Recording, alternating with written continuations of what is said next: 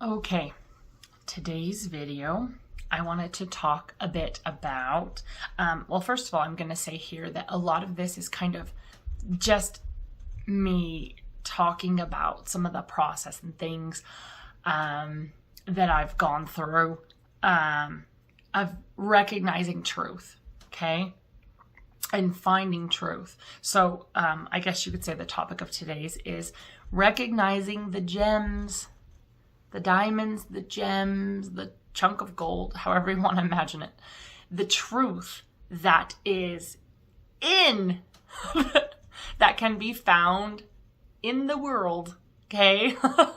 And trying to recognize the truths to filter out the stuff that isn't true.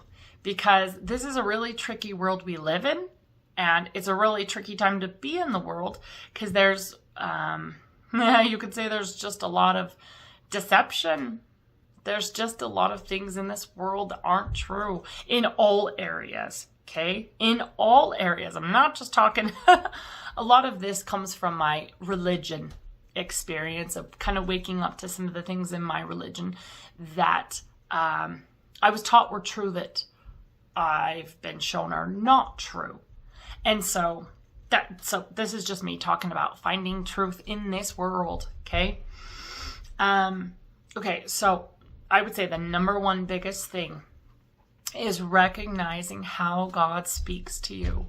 Recognizing how your angels, your guides, and God, even Jesus Christ himself, how they speak to you, okay? And honestly, a lot of this just goes into self-connection, connecting within yourself. And I would say meditation is probably one of the biggest things. Meditation and prayer, like they're the same thing, kind of. I would say meditation is more of the listening. Prayer is more of your communication. And then I would say the meditation part of it is listening, going within, recognizing, getting to know how you work, getting to know, do you have thoughts that come to you? Do you have your heart burn when you hear truth? And sometimes I know lots of people get truths in different ways. But I know some people have words kind of written across their mind so clear. Okay, so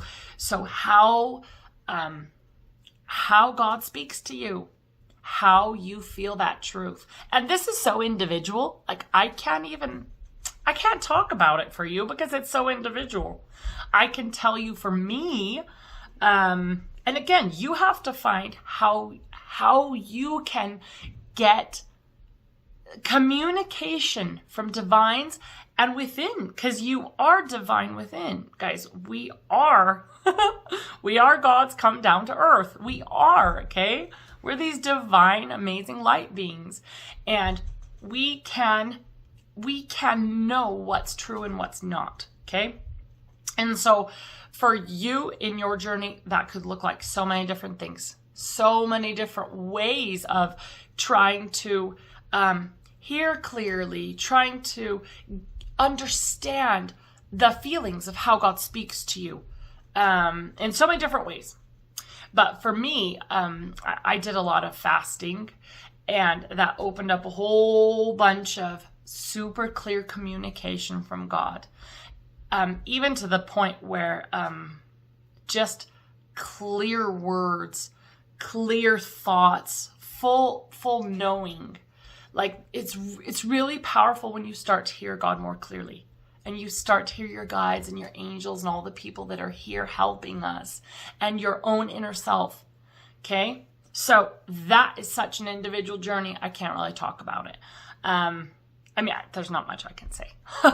That's everyone's own personal journey to feeling within. Sometimes it's a burning. Sometimes it's, again, a full knowing, like you hear something and you know without any doubt what is solidly true and real. That knowing can come within. Sometimes it's a very clear thought, a boom thought that comes to the forefront of your mind. Sometimes you hear audibly. Sometimes you hear in your mind. sometimes pictures will come into your mind or even words. So that's your personal journey. But I would say that's number one. Listening, finding the ways that that you get clear divine communication to know what is true and what is not.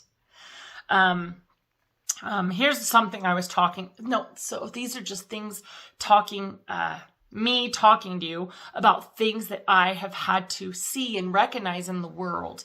And one of those is that a person, any person in flesh, any flesh and bone human being is not infallible.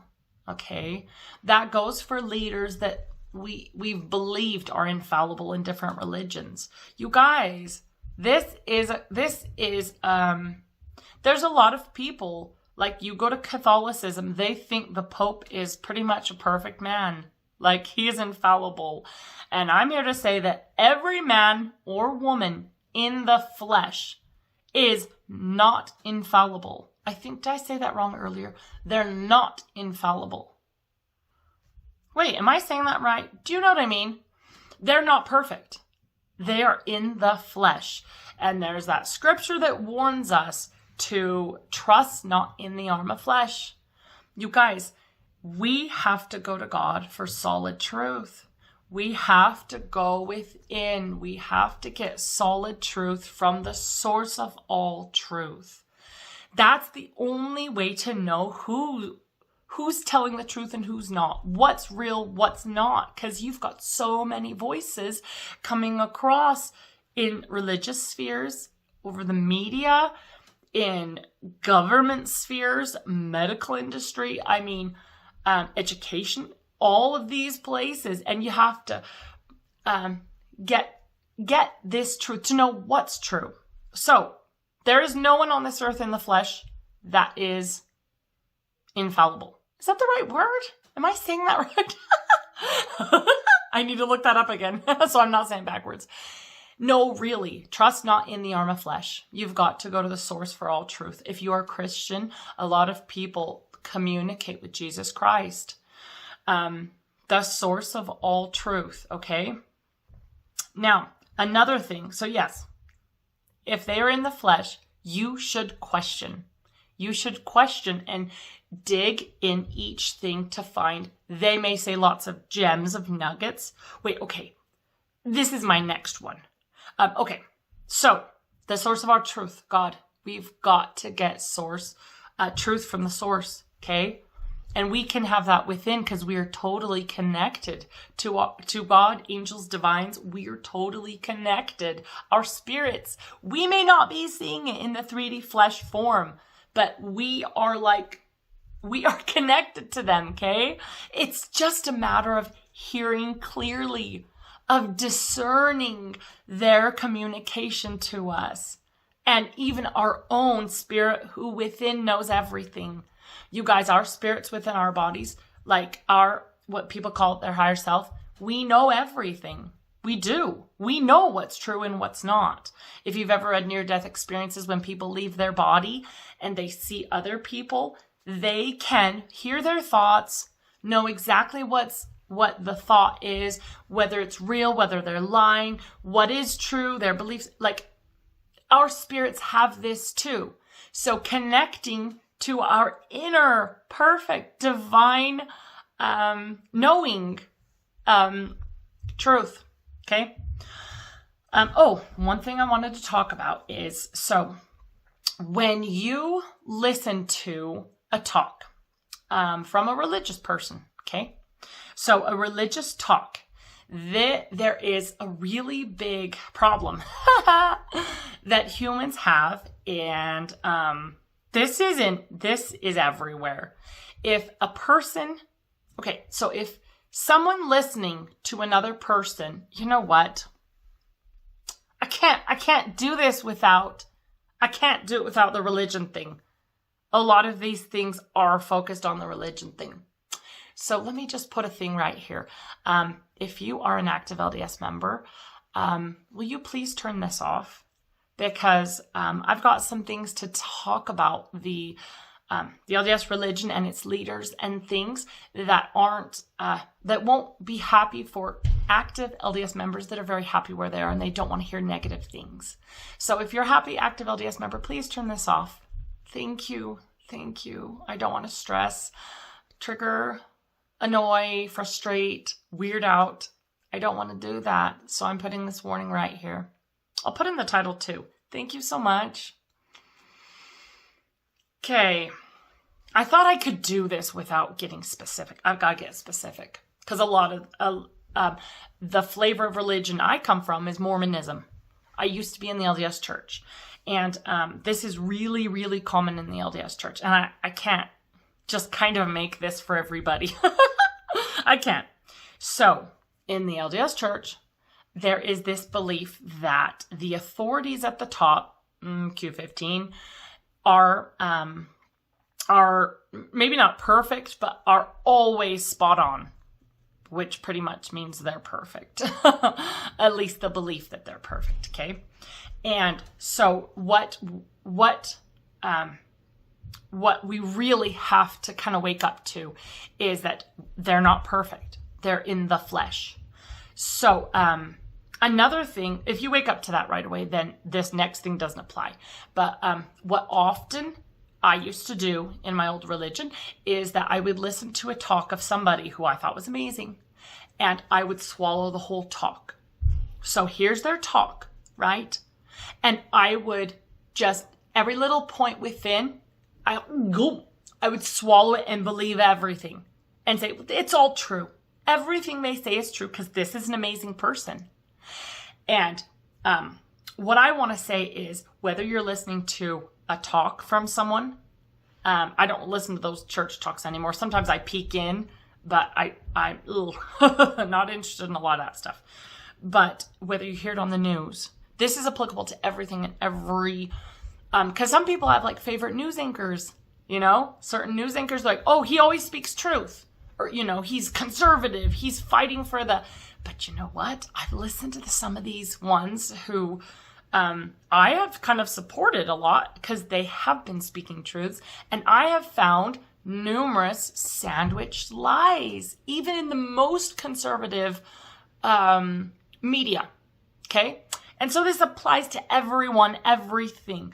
Whatever you hear, so whether it's a book, a talk, someone speaking at a local, I don't know, a local event, what you do is you take that and you've got your truth radar. So you are open. You're open to your divine communication. You've got your truth radars on.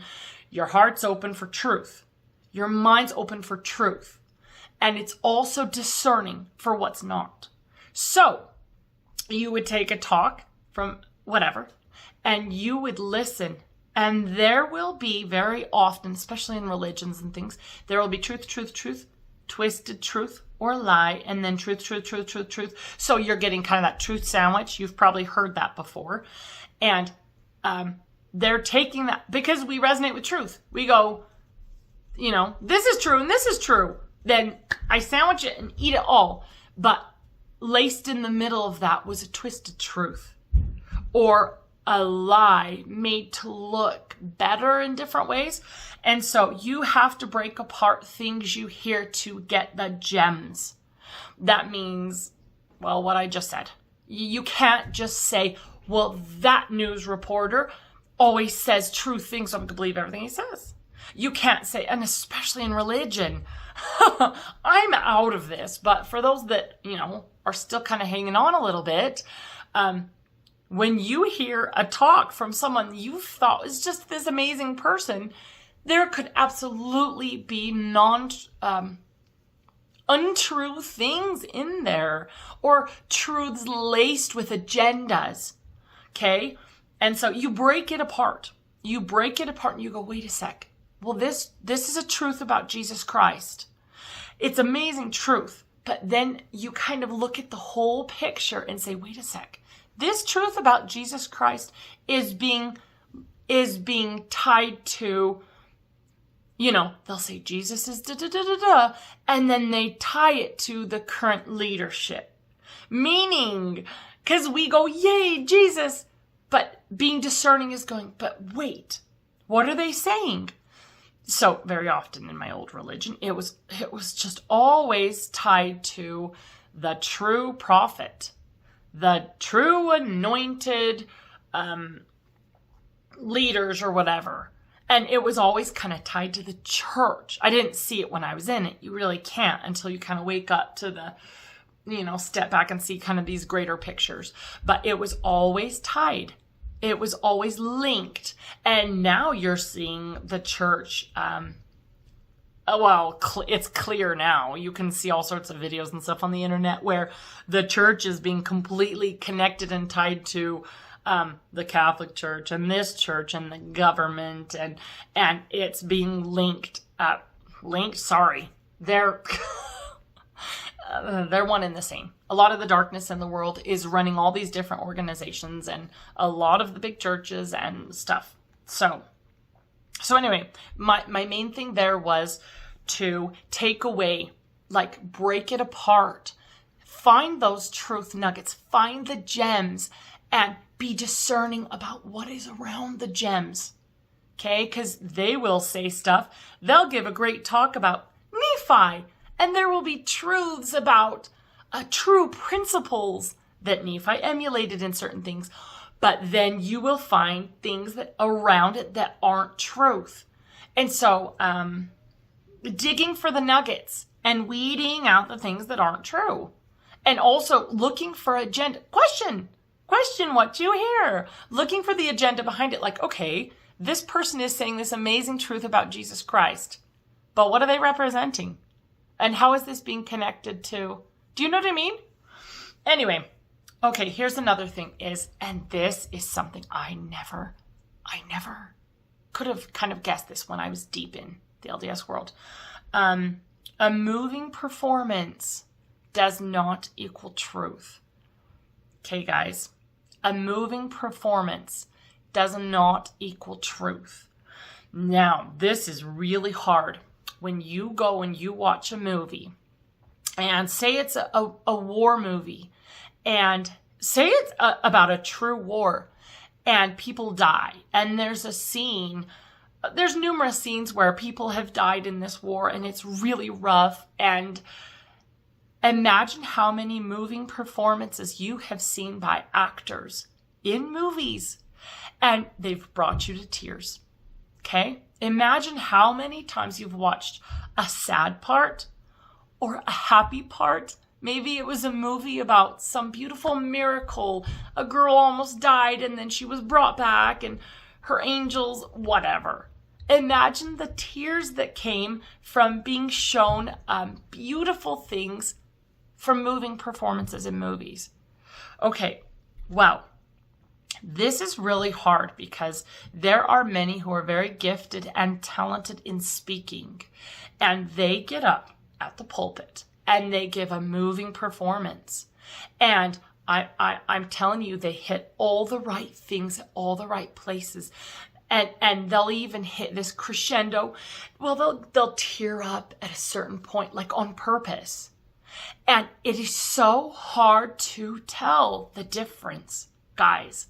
It is so hard to tell the difference because you will be touched in that moment by this section of the performance where they're tearing up on purpose at a specific point for a specific getting something across to the audience.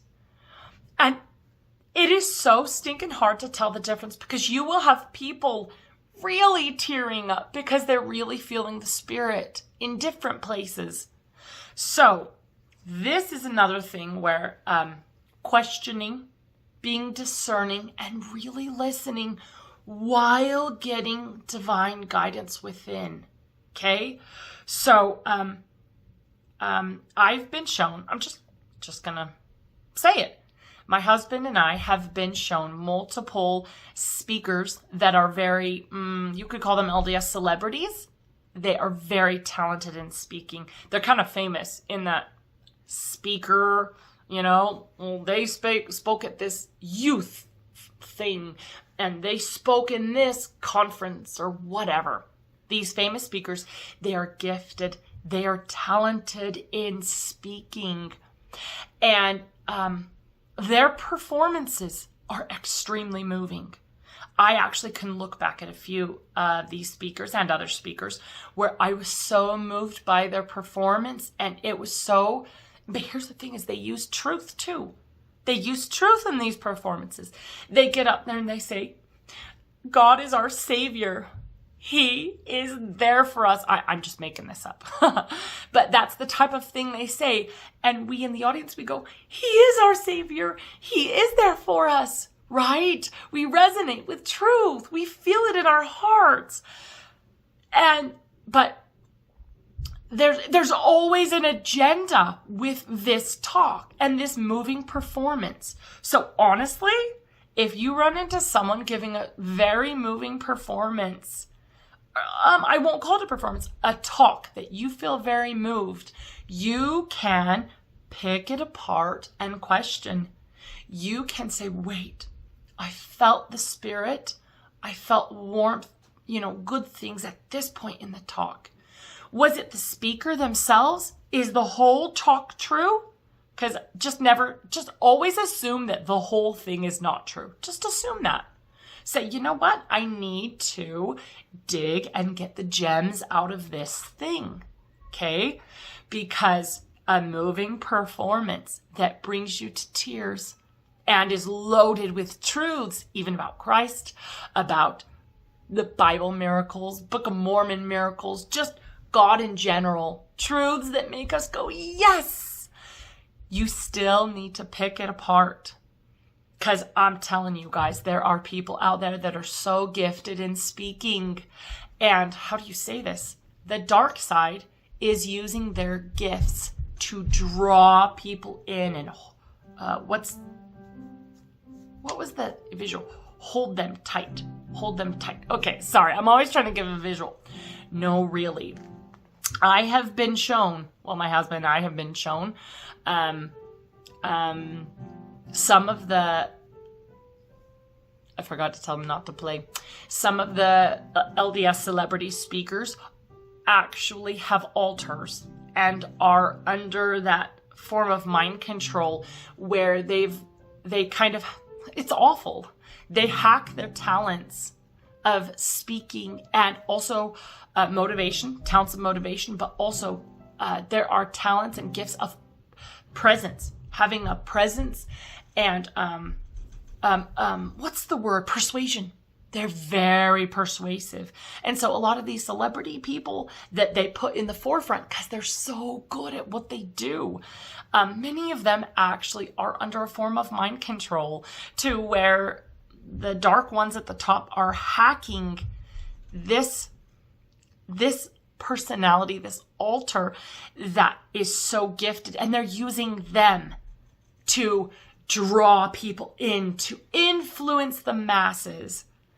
And it's just kind of sad to see, guys.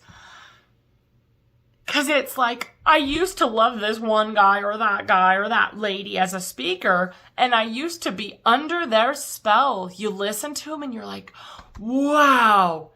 It's not until kind of stepping back and seeing this greater picture and getting divine guidance that is whispering to you or telling you as clear as day, because it's not always the teensiest whisper.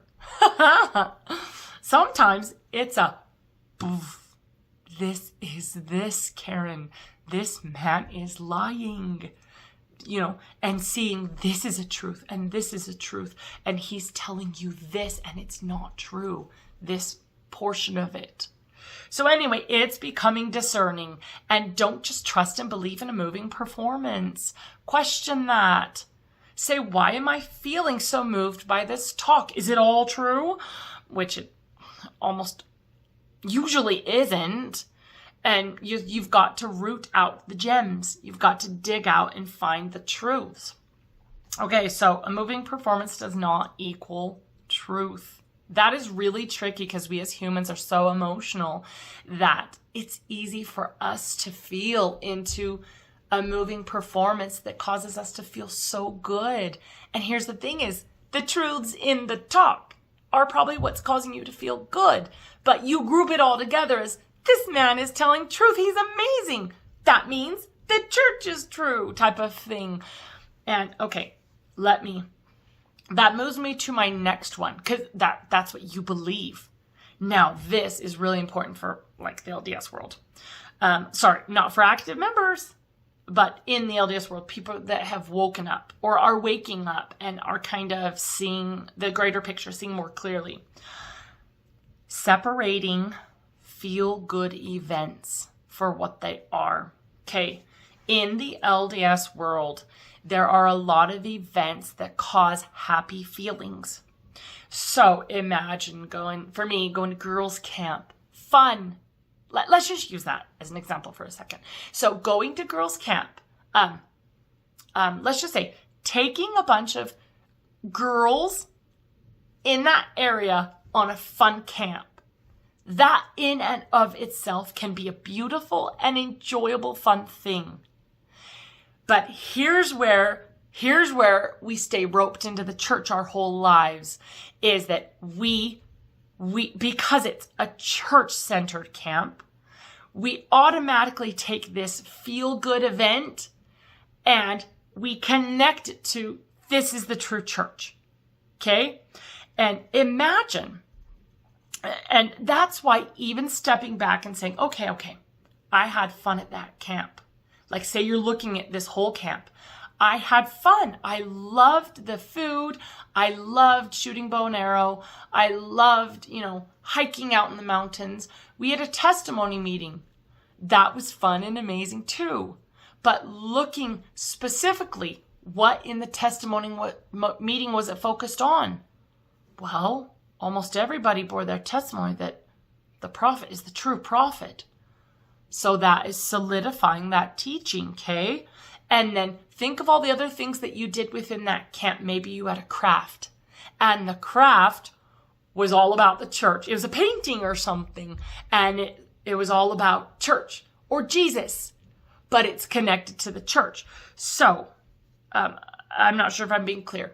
So within the church, growing up, you will have a lot of feel-good events. And the events themselves can be very wonderful, good things.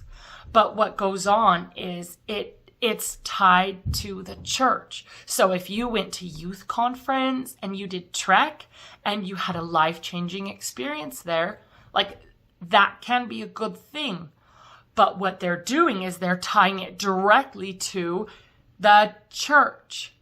And so separating out feel-good events for what they are. Because I know this sounds crazy. But it is in the plans to have lots of feel-good events. The controls at the top, they want you feeling good. So when you go to testimony meeting and, people are bearing their testimonies and you're loving your neighbors. Loving your neighbors is good and beautiful, right? Getting together in groups that love Jesus, that is actually good and beautiful. But the LDS version is you have to go to an LDS chapel and you have to take the sacrament. And if you want it, you actually need to be a member. So you got to get baptized. And if you want the full benefits, you actually have to go to the temple. And if you want to go to the temple, you have to pretty much swear. You have to promise, say to, in your interview or whatever, I believe the prophet is the true prophet. I do not believe anything against it.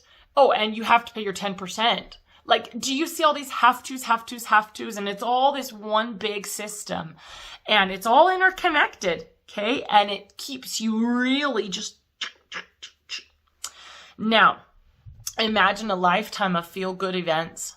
Imagine a lifetime of feel-good events that have solidified through emotions, through feeling good, through this emotion of, excitement, joy, happiness, whatever, that this is the true church. You can start to see more clearly, like, oh my goodness. And so anyway, what I'm trying to say is, you can break down even some of these feel-good things and find the truth within them. Because gathering with neighbors is a beautiful thing. Having a neighbor cook-off is a beautiful thing. But once you start to recognize, wait, this is the ward neighbor cook-off. It's this ward cook-off. It's like, oh, well, still, it can be fun, but maybe they've got a message at the end from the local leadership that is saying whatever, maybe they're bearing their testimony about this is the true church. Like, do you see what I mean? So, picking apart the feel-good events and seeing them for what they are, because there is so many positive emotions, so many positive, feel-good events that you can have as a member of the church.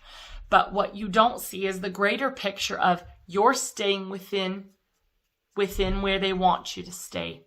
So you're in here functioning all these feel good, like I go to church and I felt the Spirit and I do this and I feel good and I'm giving my money and I feel good and all these different things and I go to the temple and I feel good. But you're staying within the bounds they've set for you.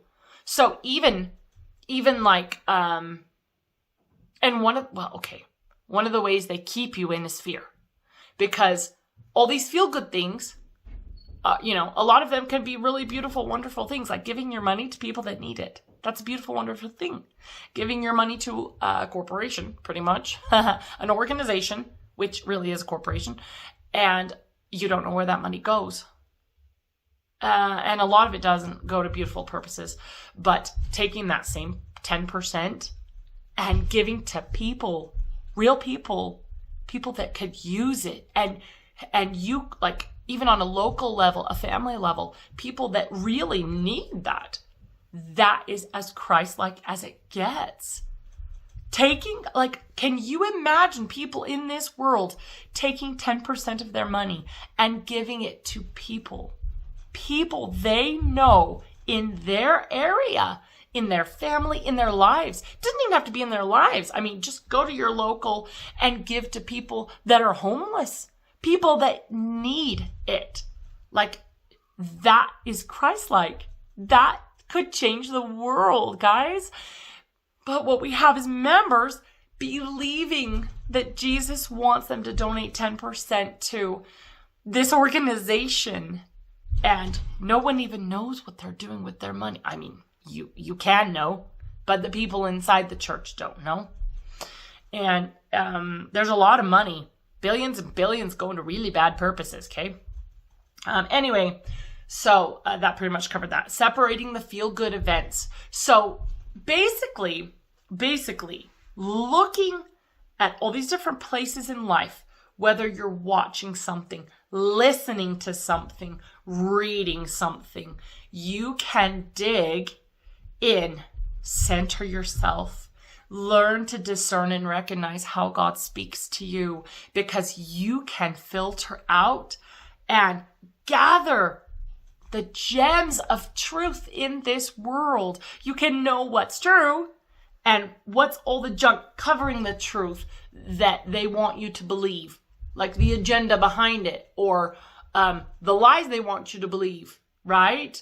Because we light beings, we're drawn to truth. We're drawn to truth. We're like, we resonate with it. We're like, yes. Like loving others. That's a big, yep. I want to help and love others. Big yes. But having a church tell you, this is the way Jesus wants you to love others, and we'll help you do it, type of thing. Do you know what I mean? So anyway, you can separate the gems of truth in this life, no matter where you're, again, seeing, listening, reading, wherever you're even just talking to people. Because you can just talk to, friends, family, neighbors. You can talk to people and they may say something that's so fully true, but you may find that something they believe isn't quite true. And you may get that like, oh, right? So no matter who the person is speaking, maybe not just one-on-one, but even on the internet, no matter how cool the people are, you still have to get truth from them. Okay? Even if it's like not a religious person, it's a person on the internet that you have watched their talks and they're giving loads of truth and you're like, wow, that's amazing, that's amazing. You still need to filter out whatever gems of truth are within what they're saying. And there may be a lot of gems, but there also may be things that aren't quite true. So you can't just swallow the whole thing. Anyway, this is just me kind of rambling about just kind of my own search for truth and getting the divine connection, feeling, hearing, knowing what is true and what is not in this crazy world we live in. Okay, thank you.